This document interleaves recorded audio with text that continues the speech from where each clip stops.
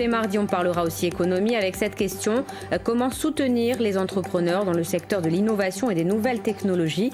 Pour y répondre, nous entendrons le directeur de l'incubateur Initia ainsi que 2 créateurs de start-up.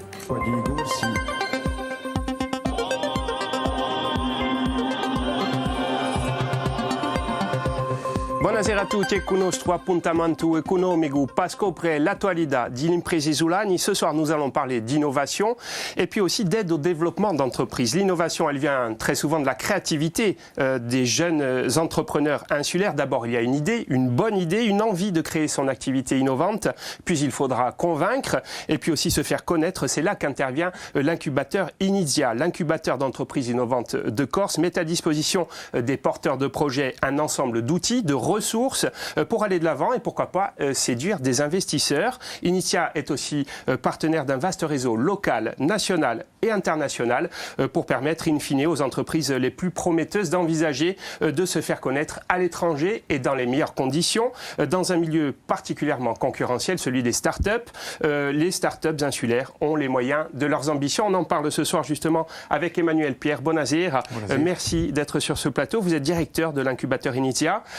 Vous êtes dans le domaine de l'innovation depuis près de 25 ans et vous êtes au cœur de ce dispositif Initia. Également sur ce plateau, Alexandre Qualier, cofondateur de la start-up Arcadium dédiée au e-sport amateur. Buonasera. Ce sont les jeux vidéo encadrés par les valeurs du sport. On va parler de votre projet dans un instant. Et puis autre projet que vous défendez, Sébastien Gilabert, vous êtes fondateur de la start-up Neural Vision. Buonasera, start-up dédiée au maintien à domicile des seniors grâce, on va le voir là aussi, à un outil informatique qui permet de la vigilance, de la bienveillance, de projets qui, nous allons le voir, ne sont pas au même niveau de développement et c'est là aussi l'intérêt d'Initia. On en parle dans un instant puisqu'on crée un écosystème où les entrepreneurs peuvent échanger, évidemment, se soutenir, confronter leurs expériences. Emmanuel Pierre, on vient justement de fêter les 10 ans de l'incubateur. Le dispositif innovation, lui, avait été lancé un peu précédemment, il y a à peu près 15 ans en Corse. Première satisfaction, on l'imagine, pour vous en tant que directeur, ce sont le nombre d'entreprises créées en 10 ans d'incubateur et peut-être aussi les emplois qui vont avec. Effectivement, alors c'est vrai qu'on comptabilise le nombre de start-up depuis un peu plus de 10 ans, mais la création d'Initia, l'association qui porte aujourd'hui l'incubateur, c'est 10 ans. Et on a accompagné 80 projets environ qui ont donné lieu à la création de 70 entreprises et qui contribuent donc à créer cet écosystème de start-up en Corse. La start-up, on le sait, hein, c'est évidemment un projet d'entreprise qui a un potentiel de développement. C'est pour ça qu'effectivement, il faut être précis et répondre aussi aux règles de la concurrence. Nous allons revenir justement sur les 10 ans de l'incubateur Initia. C'était en octobre dernier. Près de 70% du budget d'Initia est d'ailleurs consacré à cet incubateur. L'occasion de découvrir comment fonctionne notamment votre projet Arcadium. Reportage signé Marc-Antoine Renucci avec Jennifer Capaille. Nous voici plongés en pleine session de formation du jeu League of Legends. Les coachs qui dispensent ce type de cours ont été formés par Arcadium, une start-up corse de coaching et de création d'équipes dans le domaine du e-sport. Qui faisait que tu faisais la prise de décision d'un early gank avant d'avoir fini ton clear complet. Créé en 2020, Arcadium est une des entreprises qui a été accompagnée par Initia. Au niveau financier évidemment, avec une aide sans contrepartie, mais aussi sur un aspect conseil, réseau et même au plan humain. Et ils peuvent nous aider à aller chercher des financements extérieurs lors de levée de fonds. Ils peuvent nous aider à mettre en place toute la partie juridique de la société également. Voilà, ils ont tout ce réseau-là. Et il y a un dernier point aussi qui est très important, qui est le côté humain qu'ils apportent. Puisqu'en fait, voilà, quand on a une start-up, il y a des hauts, des bas, et en fait, ils sont toujours là, même dans les moments les plus difficiles, ils vont être présents pour nous permettre de prendre du recul et remettre un peu du contexte et dire non, regarde, il y a telle chose qui vont bien, etc. Et ils nous permettent des fois d'aller de l'avant. Autre point important, les 5 salariés d'Arcadium sont également hébergés gratuitement dans les locaux d'Initia à Ajaccio. En 10 ans d'existence, le bilan de l'incubateur est de 74 entreprises créées avec son appui. Cela représente 200 emplois directs et 500 emplois indirects. Le coût moyen annuel d'accompagnement d'un projet s'élève à 33 000 €. Initia est financé à hauteur de 80% par la collectivité de Corse. Si les plus grandes réussites concernent souvent des entreprises qui travaillent dans le numérique ou les énergies renouvelables, le but est désormais de se tourner vers d'autres secteurs comme l'agriculture. Pour moi, l'agriculture, elle doit faire face à des défis importants, liés au réchauffement climatique en particulier, et il y a une nécessité d'innovation forte pour pouvoir relever ces défis-là. Et pourquoi, pour nous, on pense que c'est important, c'est qu'en Corse, on a... Et au niveau de l'humanité, l'énergie et comment nourrir la planète demain, je veux dire, c'est des enjeux qui sont pour moi très essentiels. On n'oublie pas le numérique, mais le numérique c'est un support. C'est un support d'innovation très important.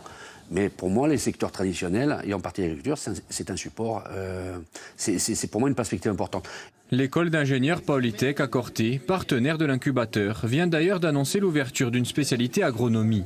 10 ans d'activité, l'heure pour Inidia de dresser un bilan, mais aussi de regarder vers l'avenir, avec de nouveaux défis à relever. L'avenir, Emmanuel Pierre, est-ce que c'est poursuivre l'accompagnement des entreprises, les évoluer, les pérenniser, mais aussi chercher à encourager les vocations? Ça va être ça les prochaines années à nouveau? Bien sûr, on va se renforcer. Initia, c'est une petite équipe, c'est 7 personnes, 2 si on compte les 2 de plus avec les alternantes, donc 9.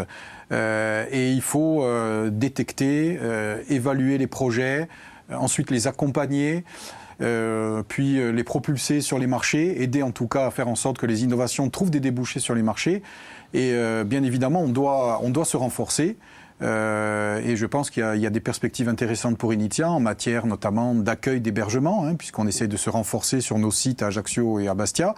Mais également, vous êtes partenaire de la CAPA et de la CAB. Tout à fait. La communauté d'agglomération d'Ajaccio et celle de Bastia portent les sites où on héberge les porteurs de projets. On crée des animations, on continue à diffuser la culture de l'innovation et à soutenir l'entrepreneuriat en Corse. Donc ça nécessite effectivement qu'on ait les ressources. Et aujourd'hui, nous sommes en plus dans une démarche technopolitaine, c'est-à-dire qu'on va avoir une dimension supplémentaire qui nous permettra d'adresser non plus forcément les start-up, mais aussi des entreprises déjà existantes, et pourquoi pas aussi au niveau des filières, et on en reparlera peut-être, mais les filières c'est quelque chose d'intéressant, puisqu'on voit que notamment dans le jeu vidéo, il y a des sujets, mais pas seulement. Le jeu vidéo, c'est quand même 4 des projets qui sont portés sur 17 à l'incubateur en ce moment. C'est vrai, France entière, Europe entière, il y a un vrai engouement pour ce type d'innovation. Alexandre Collier, on a vu comment Arcadium emploie désormais 5 salariés. C'est déjà une réussite en soi. Depuis 2020, vous êtes donc hébergé dans les locaux de la communauté d'agglomération du Pays ajaccien, partenaire d'Inisia comme la CAB à Bastia. Quels sont vos objectifs du moment? Ça fait 4 ans que vous développez ce projet. Ouais. Quelle va être la prochaine étape? Qu'est-ce que vous visez? Là, l'étape dans laquelle on est actuellement, c'est la phase d'accélération, on parle dans le milieu des startups. Donc c'est la phase où on a développé un produit, on l'a mis sur le marché. Et là, maintenant, c'est d'aller le montrer au plus de monde possible pour avoir le plus de clients possible. Donc c'est réussir à déployer finalement la solution qu'on a développée auprès d'un plus grand nombre de personnes possible. Ça, c'est un travail de communication par les réseaux, par des sites spécialisés, où il faut aussi de l'argent pour de la publicité. Tout à l'heure, on disait que justement, la technologie et les ressources numériques étaient un outil pour faire quelque chose. C'est de la communication, mais c'est aussi derrière de la technologie, du numérique, développer des solutions numériques pour pouvoir proposer la solution, tout simplement. Donc, ce n'est pas que de la communication, il y a aussi beaucoup de développement technique derrière. On en a dit un mot tout à l'heure, Sébastien Gilabert, on parle beaucoup de maintien à domicile pour les personnes âgées. C'est même une priorité pour l'État. Votre idée d'entrepreneur, elle a été de créer un lien visuel avec la personne âgée, de manière à veiller sur elle. C'est bien ça le principe fondateur de votre projet d'entreprise?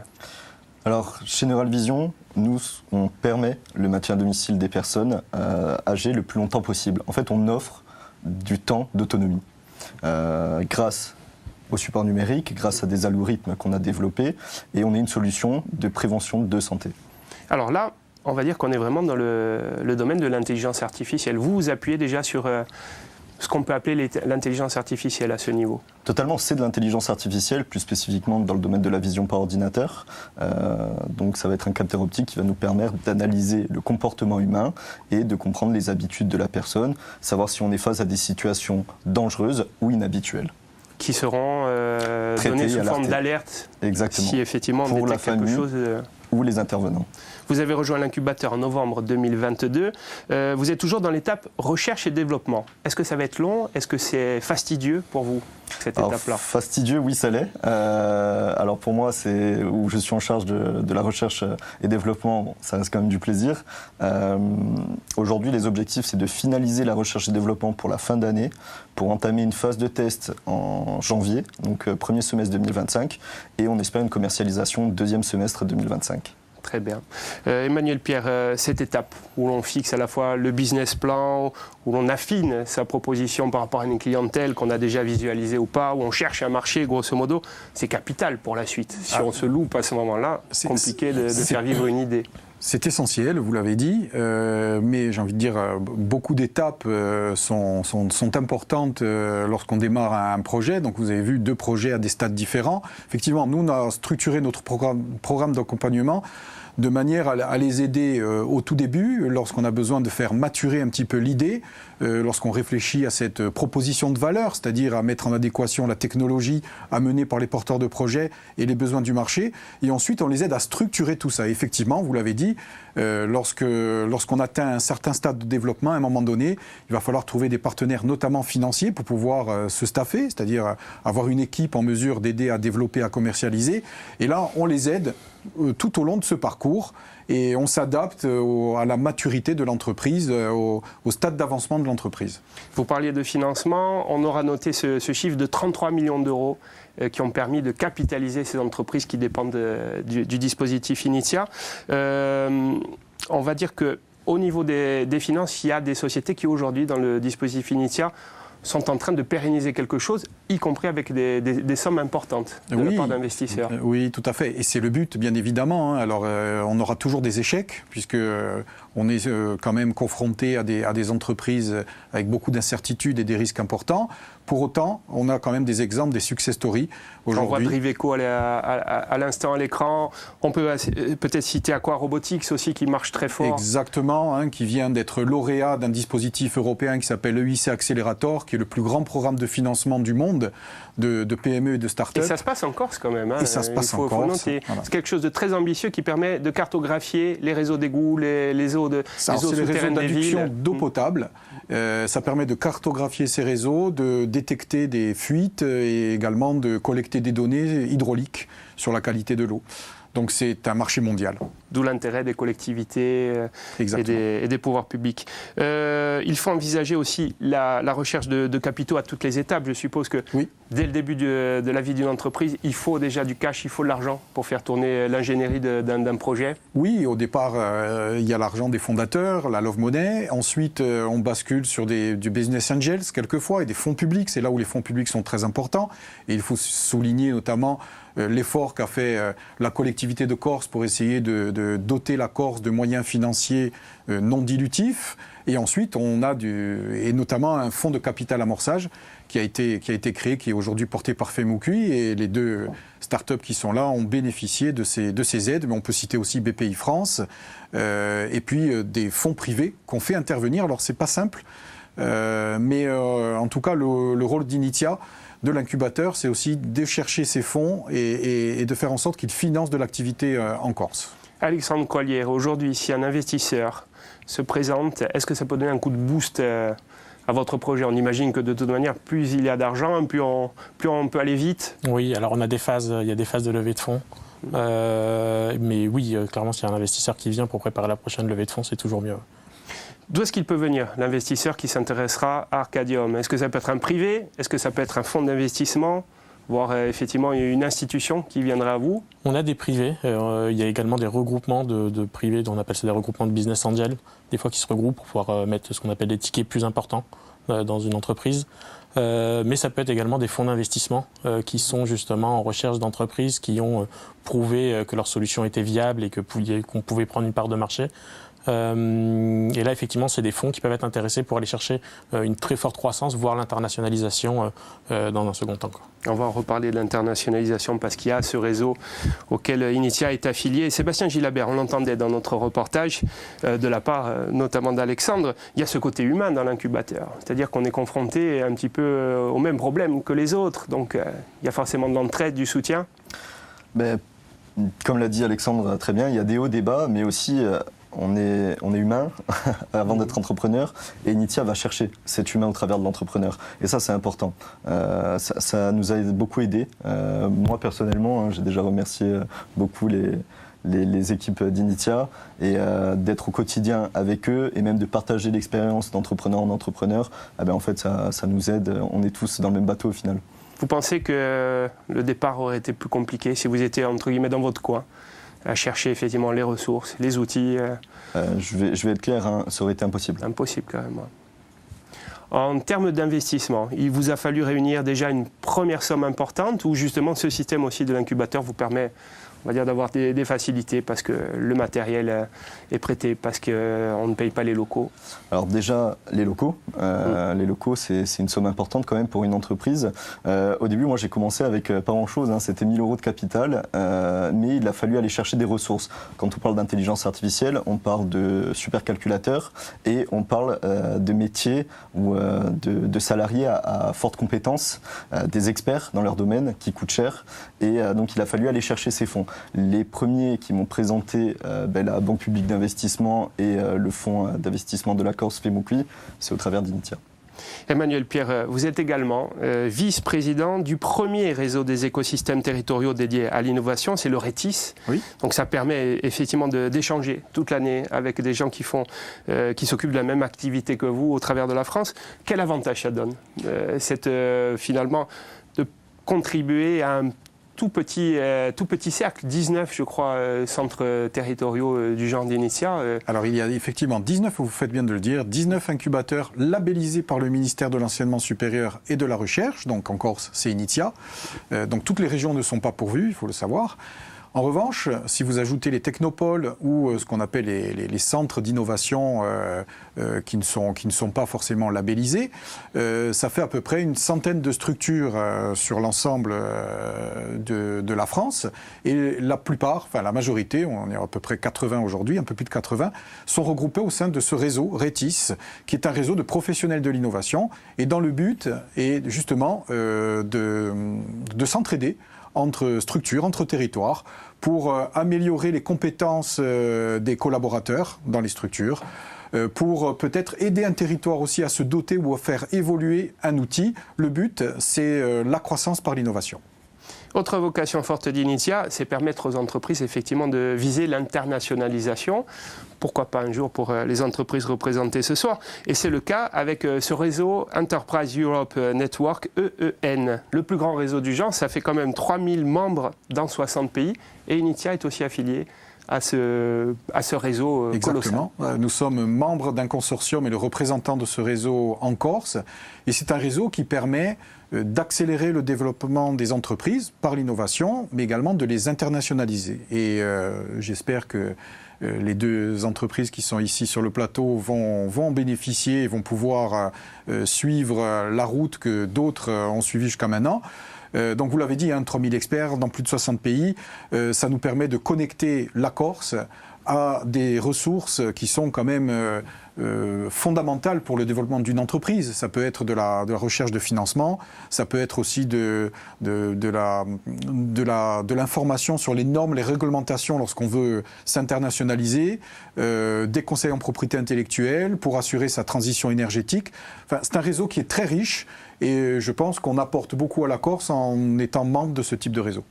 Une dernière chose concernant ce qu'on a entendu dans notre reportage, Jean-Nicolas Antonio le dit, l'innovation, ce n'est pas juste le développement numérique, il y a aussi des grands enjeux auxquels il faudra répondre. Le monde de l'entreprise devra aider l'agriculture, aider les gens qui doivent gérer la ressource en eau. On a l'impression que l'innovation, c'est aussi répondre aux grands enjeux de notre société. Bien sûr, c'est quelque chose d'important. Alors, le président Initia a raison, hein, l'innovation ne se résume pas au numérique, fort heureusement. Le numérique est un moyen, est un outil, et on voit que les deux startups aujourd'hui s'appuient beaucoup dessus. En revanche, il est important pour la croissance d'un territoire comme la Corse d'innover dans différents domaines, même s'il faut peut-être axer les efforts sur certains domaines. Et on l'a vu dans le reportage, hein, l'école d'ingénieurs Polytech vient de s'ouvrir à l'agriculture. L'agro-agri, c'est très important. On a les énergies renouvelables. On a les industries créatives, mais qu'on peut ranger dans la catégorie du numérique pour la plupart, mais en tout cas au niveau culturel, la silver economy avec un certain nombre de projets. Hein. Sébastien n'est pas le seul. Et oui, donc, on imagine qu'effectivement, il y a des grandes tendances et des projets très porteurs, y compris ici encore. Merci à vous tous d'avoir été sur ce plateau. Merci Emmanuel Pierre. Merci à nos entrepreneurs Sébastien Gilabert pour Neural Vision et Alexandre Coallier pour Arcadium. Da qui hanno stondetta Frédéric Danesi vi presenterà l'ultimo notiziale. A ringraziare e buonasera a Nantaviastela.